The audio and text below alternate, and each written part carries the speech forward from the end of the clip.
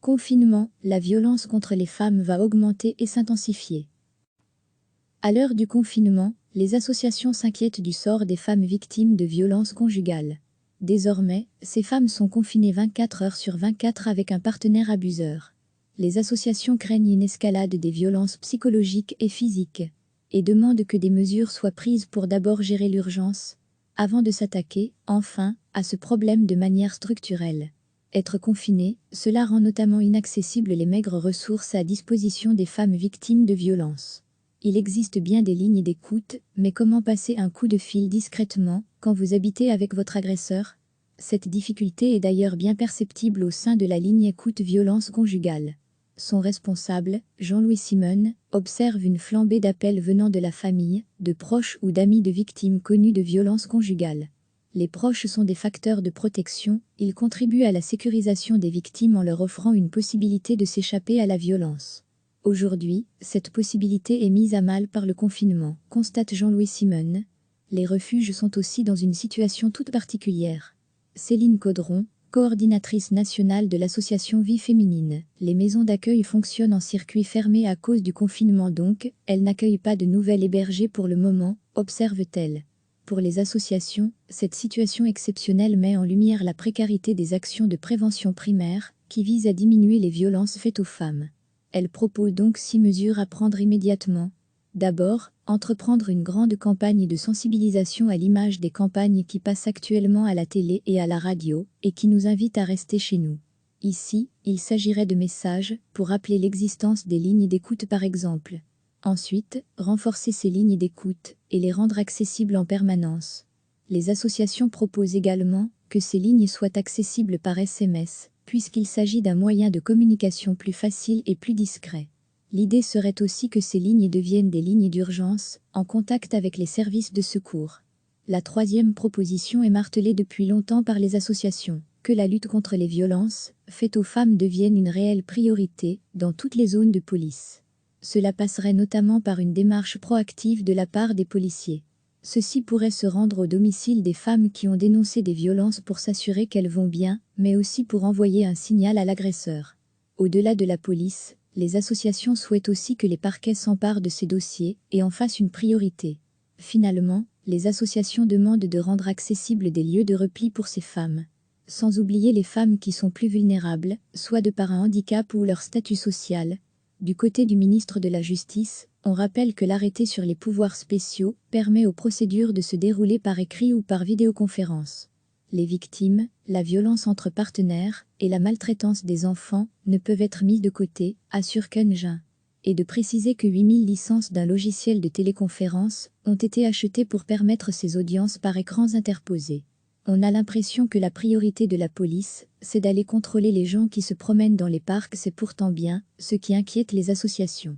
Céline Caudron de Vie Féminine, on a l'impression que la priorité de la police, c'est plutôt d'aller contrôler les gens qui se promènent dans les parcs. Et d'ajouter, les parquets fonctionnent en service réduit, mais ce sont eux qui peuvent ordonner l'éloignement des auteurs de violences. Ça doit rester une priorité, insiste-t-elle. Toujours du côté du ministre de la Justice, il n'y a pas d'inquiétude à se faire. Keun-Jean, ce type d'audience est toujours possible, la justice ne s'arrête pas pendant la crise du coronavirus. Elle doit continuer à assurer la sécurité de tous, affirme-t-il. Les associations espèrent être entendues demain au sein de la conférence interministérielle sur les droits des femmes. Des mesures sont sur la table et doivent être prises d'urgence.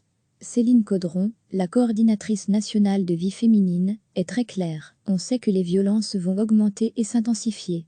Avec le confinement, le stress va monter, des tensions vont arriver. Et le passage sera plus rapide vers des violences sexuelles ou physiques voire des violences mortelles. Il faut anticiper ça, résume-t-elle. Recevez chaque matin l'essentiel de l'actualité. À l'heure du confinement, les associations s'inquiètent du sort des femmes victimes de violences conjugales. Désormais, ces femmes sont confinées 24 heures sur 24 avec un partenaire abuseur. Les associations craignent une escalade des violences psychologiques et physiques et demandent que des mesures soient prises pour d'abord gérer l'urgence, avant de s'attaquer, enfin, à ce problème de manière structurelle. Être confiné, cela rend notamment inaccessibles les maigres ressources à disposition des femmes victimes de violences. Il existe bien des lignes d'écoute, mais comment passer un coup de fil discrètement quand vous habitez avec votre agresseur? Cette difficulté est d'ailleurs bien perceptible au sein de la ligne écoute violence conjugale. Son responsable, Jean-Louis Simone, observe une flambée d'appels venant de la famille, de proches ou d'amis de victimes connues de violences conjugales. Les proches sont des facteurs de protection, ils contribuent à la sécurisation des victimes en leur offrant une possibilité de s'échapper à la violence. Aujourd'hui, cette possibilité est mise à mal par le confinement, constate Jean-Louis Simone. Les refuges sont aussi dans une situation toute particulière. Céline Caudron, coordinatrice nationale de l'association Vie Féminine. Les maisons d'accueil fonctionnent en circuit fermé à cause du confinement donc, elles n'accueillent pas de nouvelles hébergées pour le moment, observe-t-elle. Pour les associations, cette situation exceptionnelle met en lumière la précarité des actions de prévention primaire, qui visent à diminuer les violences faites aux femmes. Elle propose donc 6 mesures à prendre immédiatement. D'abord, entreprendre une grande campagne de sensibilisation à l'image des campagnes qui passent actuellement à la télé et à la radio, et qui nous invitent à rester chez nous. Ici, il s'agirait de messages, pour rappeler l'existence des lignes d'écoute par exemple. Ensuite, renforcer ces lignes d'écoute, et les rendre accessibles en permanence. Les associations proposent également que ces lignes soient accessibles par SMS, puisqu'il s'agit d'un moyen de communication plus facile et plus discret. L'idée serait aussi que ces lignes deviennent des lignes d'urgence, en contact avec les services de secours.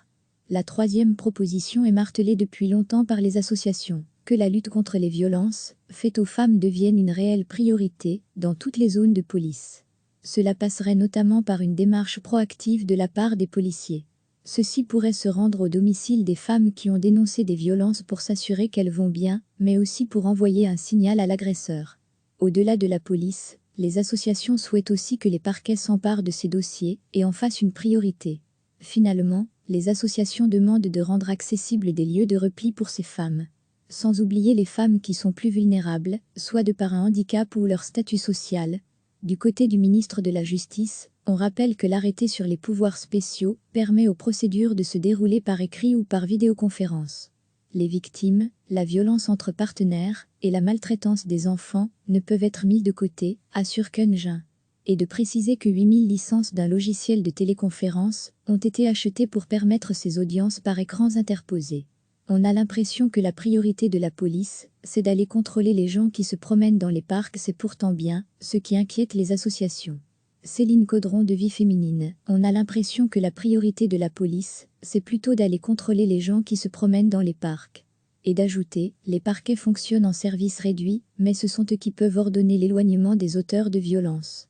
Ça doit rester une priorité, insiste-t-elle. Toujours du côté du ministre de la Justice, il n'y a pas d'inquiétude à se faire. Keun-Jean, ce type d'audience est toujours possible, la justice ne s'arrête pas pendant la crise du coronavirus. Elle doit continuer à assurer la sécurité de tous, affirme-t-il. Les associations espèrent être entendues demain au sein de la conférence interministérielle sur les droits des femmes. Des mesures sont sur la table et doivent être prises d'urgence. Céline Caudron, la coordinatrice nationale de Vie Féminine, est très claire. On sait que les violences vont augmenter et s'intensifier. Avec le confinement, le stress va monter, des tensions vont arriver. Et le passage sera plus rapide vers des violences sexuelles ou physiques voire des violences mortelles. Il faut anticiper ça, résume-t-elle. Cliquez sur s'abonner pour recevoir les dernières nouvelles.